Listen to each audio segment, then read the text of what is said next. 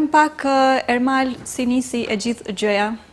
Po, unë kam qenë iniciatori që kam parë këtë ide online.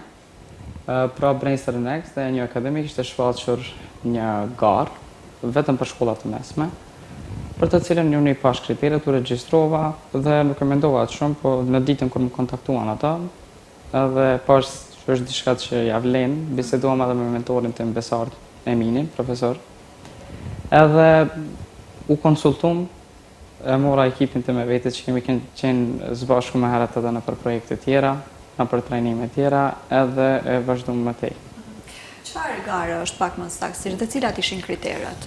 Pra, kjo garë, për me apliku aty, duhet që të futni një ide të biznesit. Pa më parasysh që është ide e re, diçka kreative, që nuk ekziston, apo një inovacion i një ide që veç më ekziston.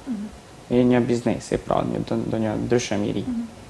Edhe nëse i ki këto kreative, atëre ti dush me shfaqë aty mbrenda një emër të ideja në shkurtimisht, problemet që ideja jote i zgjidh, si do të zgjidhni këto probleme, dhe së fundi pyetja e fundit ka qenë si do të mbani ju këtë biznesin tuaj, që e paraqitni, qëndrueshëm, pra murit, me pas aftësi për murit. Zhvillohet.